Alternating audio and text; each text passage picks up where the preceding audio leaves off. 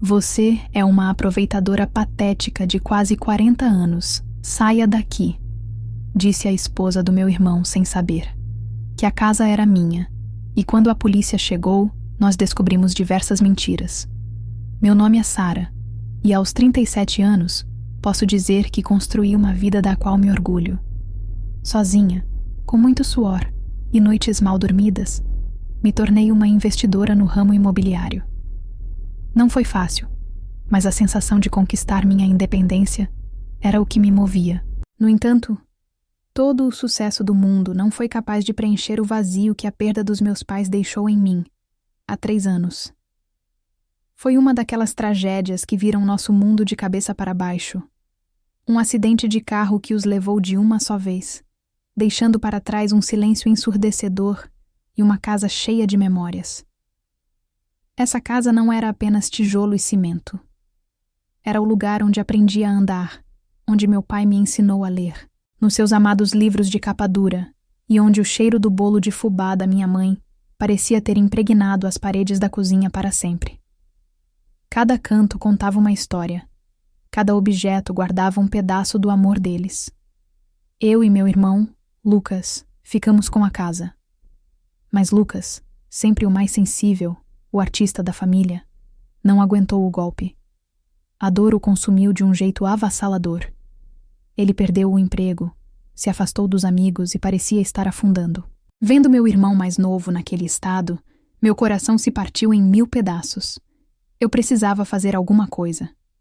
Numa conversa sincera, com os olhos marejados, propus comprar a parte dele na casa. Não era por ganância, mas para dar a ele um alívio financeiro, um recomeço sem o peso das contas. E mais importante, eu disse a ele: Lucas, a casa é sua para morar. Fique o tempo que precisar, sem pagar 1 centavo. Apenas se cuide, por favor. É tudo o que eu peço.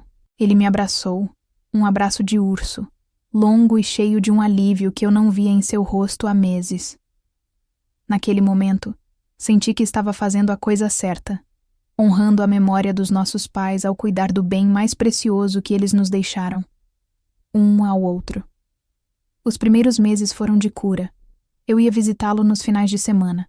Fazíamos o jantar juntos, tentávamos recriar as receitas da mamãe, e entre uma garfada e outra, as lembranças vinham. Falávamos sobre a mania do papai de colecionar selos, sobre as férias na praia, sobre as pequenas alegrias que formavam o tecido da nossa família. Aos poucos, vi um brilho retornar aos olhos do meu irmão. Ele começou a aceitar alguns trabalhos como designer gráfico, sua verdadeira paixão. A casa, nosso santuário, estava cumprindo seu papel de nos curar. Eu me sentia em paz, acreditando que o pior já havia passado. Então, Lívia apareceu.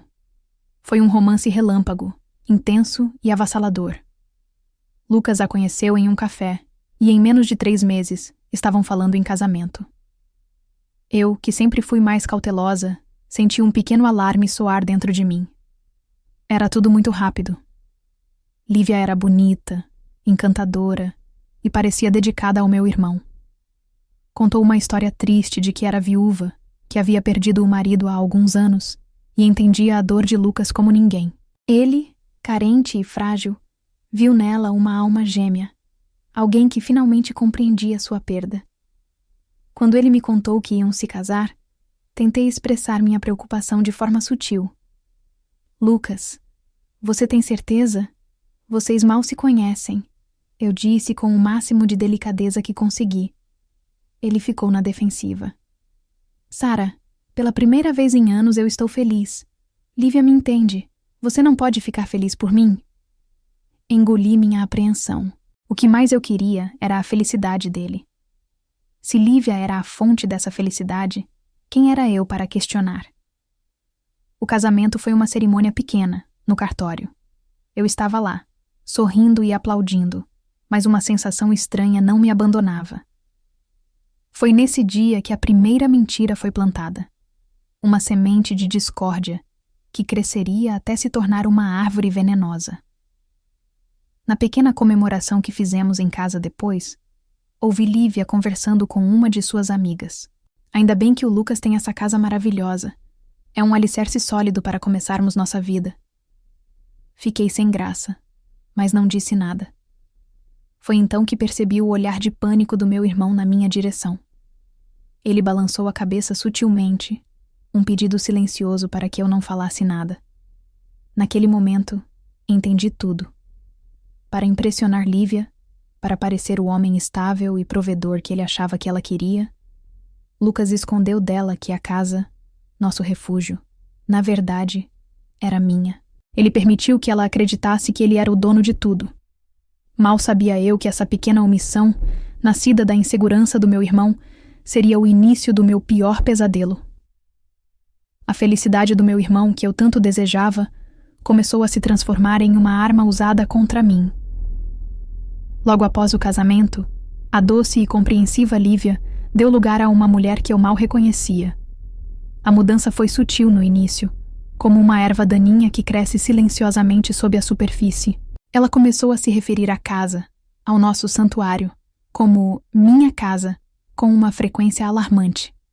Eu estava pensando em pintar a minha sala de estar de cinza, dizia ela, enquanto eu estava sentada no sofá que nossos pais compraram juntos.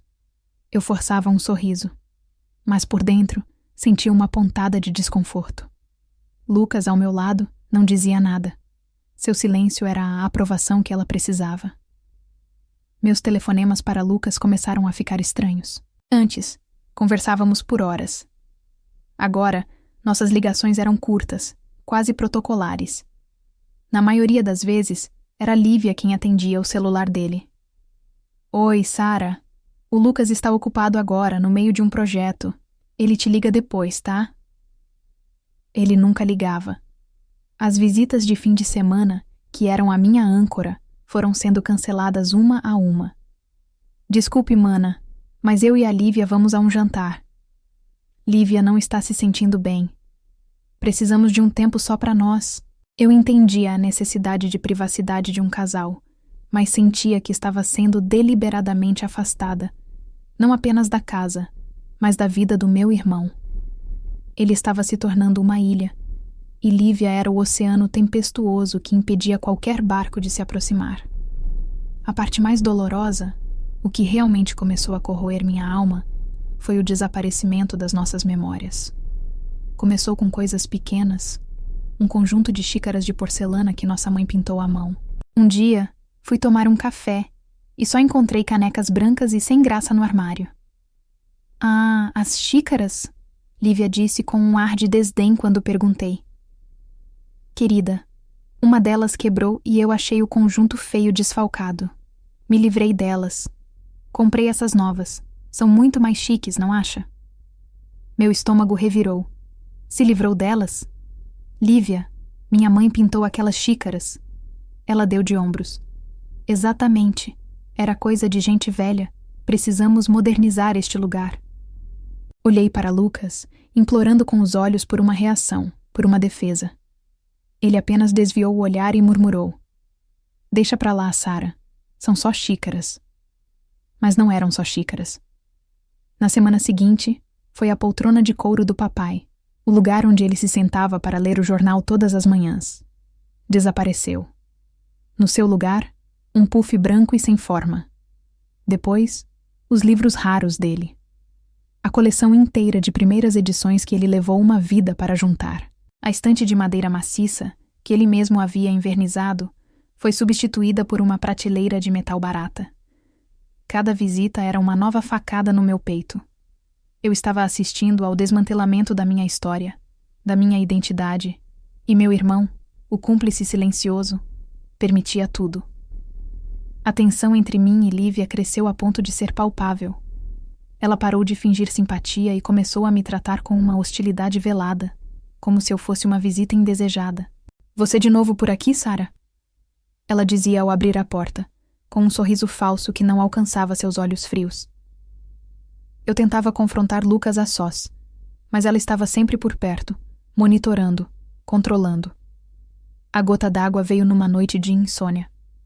Eu estava rolando na cama, angustiada, pensando em todos os objetos desaparecidos. Uma ideia horrível me ocorreu. Com o coração batendo forte, peguei meu notebook e entrei em um famoso site de vendas online. Digitei na busca, louça antiga pintada à mão. Rolei por algumas páginas e então eu vi. Lá estavam elas, as xícaras da minha mãe. A foto era inconfundível. A descrição dizia: raro conjunto de família, peças únicas. Meu sangue gelou. Continuei pesquisando e encontrei mais. Os livros do meu pai, a mesinha de centro da vovó, até mesmo o jogo de talheres de prata que só usávamos no Natal. Estava tudo lá, sendo vendido por um perfil sem nome, dentro da nossa casa. Lívia não estava modernizando. Ela estava lucrando com a nossa dor, vendendo nosso legado pedaço por pedaço. A tristeza que eu sentia se transformou em uma raiva fria e cortante. No dia seguinte, decidi que precisava acabar com aquilo. Fui até a casa em um horário que eu sabia que Lucas estaria sozinho. Eu precisava falar com ele, longe da influência dela. Cheguei na porta da frente, o caminho que fiz milhões de vezes na vida, e coloquei minha chave na fechadura. A chave não girou. Tentei de novo. Nada. Meu corpo inteiro paralisou. Olhei para a maçaneta e vi que a fechadura era nova, prateada e reluzente. Eles haviam trocado. Eu estava trancada para fora da minha própria casa. Bati na porta. 1, 2, 3 vezes. A raiva borbulhava dentro de mim. Finalmente ouvi passos e a porta se abriu uma fresta. Era Lívia, com um roupão de seda e um sorriso vitorioso no rosto. Pois não? Ela perguntou como se eu fosse uma vendedora ambulante. Minha chave não funciona, Lívia. Vocês trocaram a fechadura? Ela me olhou de cima a baixo. Ah, sim, trocamos. Uma medida de segurança. Nunca se sabe, não é? Agora, apenas eu e meu marido temos as chaves. Afinal, a casa é nossa. A forma como ela disse nossa foi a declaração final de guerra. Ela fechou a porta na minha cara. Fiquei ali, parada na varanda, não como uma vítima derrotada, mas com uma clareza assustadora. A angústia dos últimos meses se cristalizou em uma única decisão. Ela queria guerra. Ela teria uma. Mas ela não sabia que estava lutando em um território que era legal e emocionalmente meu. Depois de ser trancada para fora da minha própria casa, a tristeza que me assombrava por meses evaporou, dando lugar a um gelo cortante na minha espinha. A humilhação final foi, ironicamente, o que me deu força. Eu não chorei. Eu não gritei. Eu passei os dias seguintes em um estado de calma. Fui ao meu banco. Abri meu cofre de segurança e peguei o documento original. A escritura da casa, com meu nome claro como o dia no papel timbrado. Fiz uma cópia autenticada em cartório. Um pequeno pedaço de papel que continha o poder da verdade. Eu não ia voltar lá para discutir. Eu ia voltar para retomar o que era meu. Escolhi o sábado seguinte para a minha visita. Eu sabia que os dois estariam em casa. Em vez de bater na porta, fiz algo que eles nunca esperariam. Chamei um chaveiro, estacionei meu carro na rua e andei calmamente até a varanda. O profissional chegou logo depois e eu, com a maior tranquilidade do mundo, mostrei meus documentos e expliquei que havia perdido minhas chaves e precisava de acesso à minha residência. O barulho da furadeira na fechadura foi o anúncio da minha chegada. Demorou menos de 1 minuto para a porta se abrir abruptamente.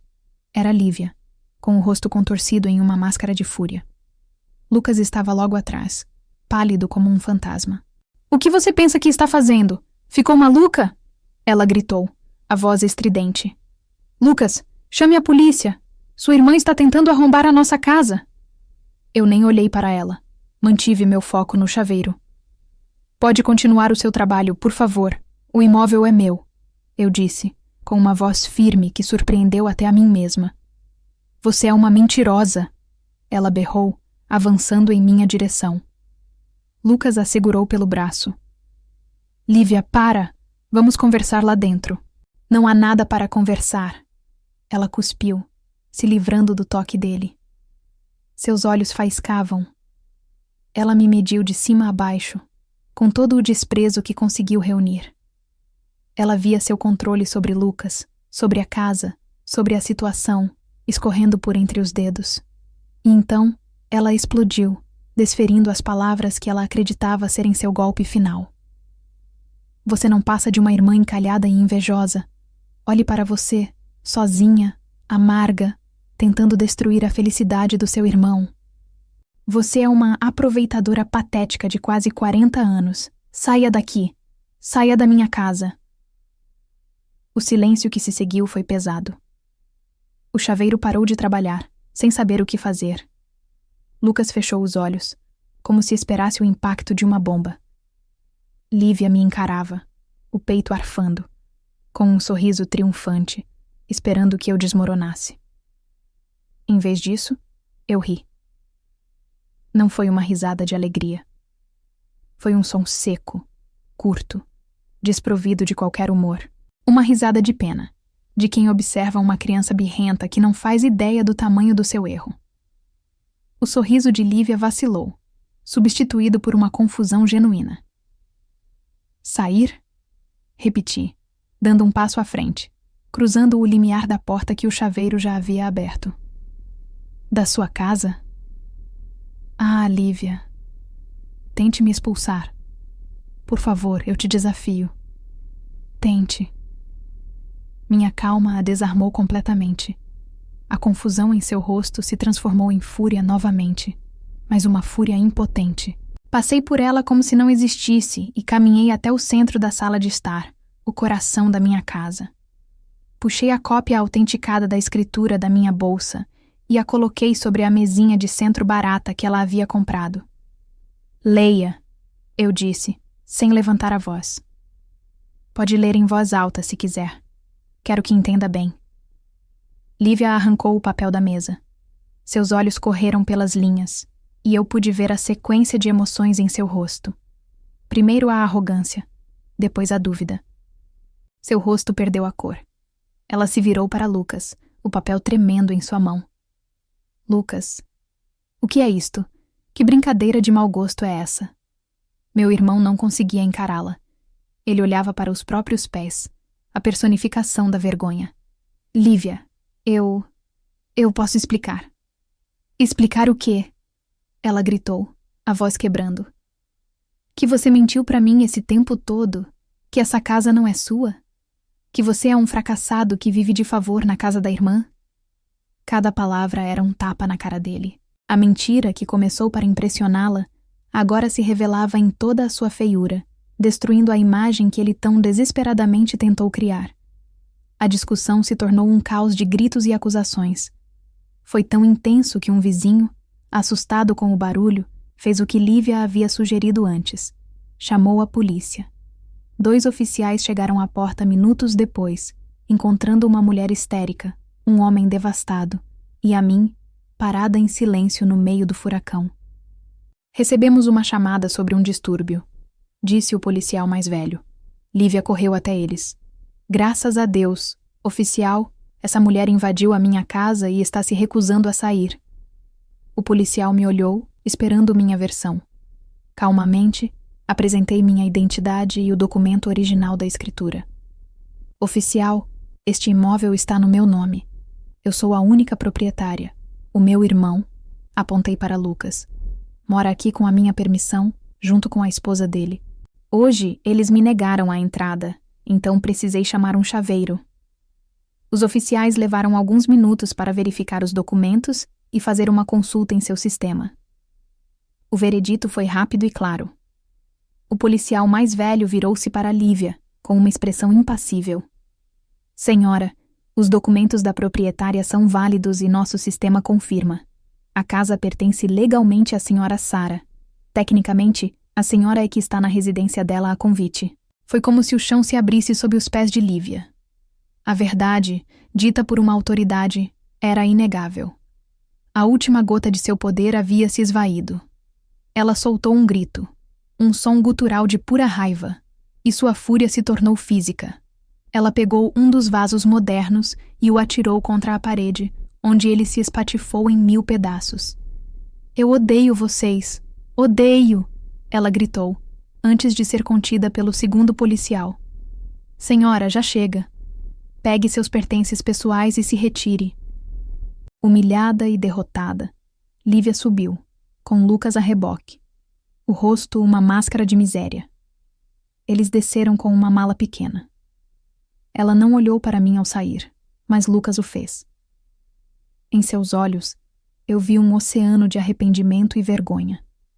A porta se fechou atrás deles, e o silêncio que ficou era ensurdecedor. Eu estava sozinha, no meio da minha sala vandalizada, mas pela primeira vez em muito tempo, a casa era minha de novo.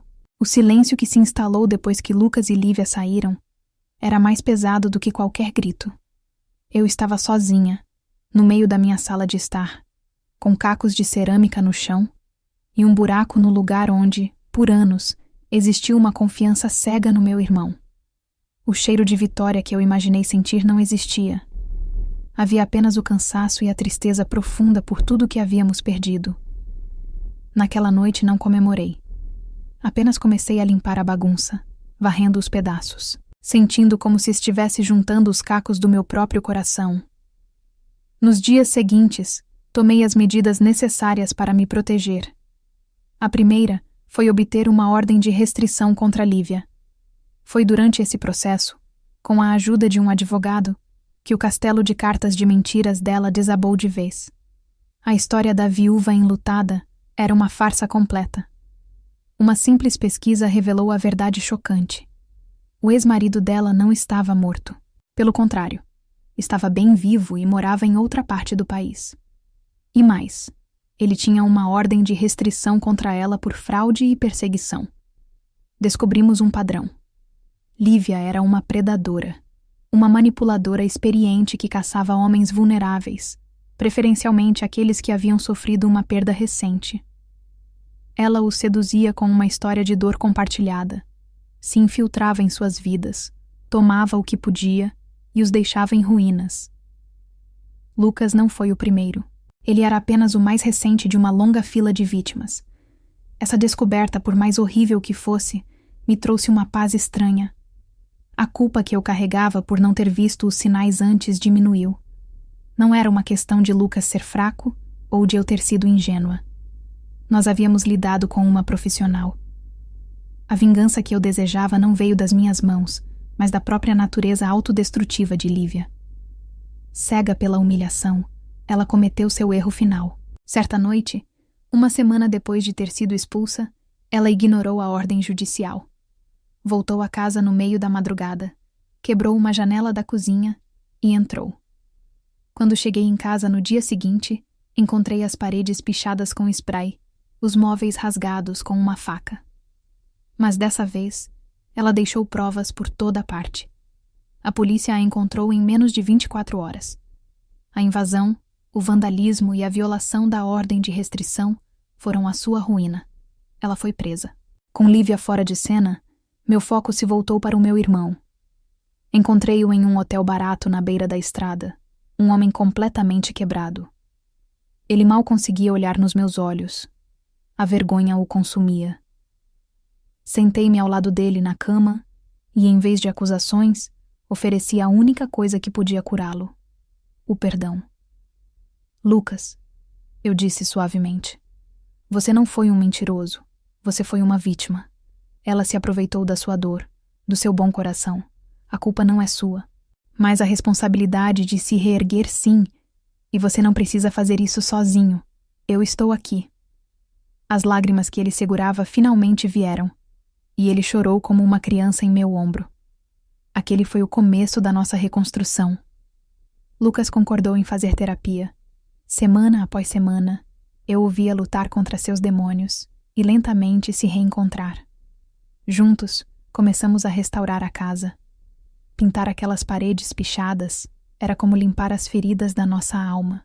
Lixar o chão arranhado era como alisar as arestas do nosso relacionamento. E então, começamos a caçada ao tesouro mais importante: recuperar nossas heranças. Com os recibos das vendas online, rastreamos alguns dos compradores. Expliquei a história, o valor sentimental dos objetos. Para minha surpresa, muitas pessoas foram compreensivas. Comprei de volta as xícaras da mamãe, os livros do papai, a poltrona de couro. Cada item que retornava para casa era um pedaço da nossa história sendo resgatado, um tijolo a mais na reconstrução da nossa fortaleza familiar. Lucas floresceu. A terapia lhe deu as ferramentas para reconstruir sua autoestima, e o trabalho na casa lhe deu um propósito.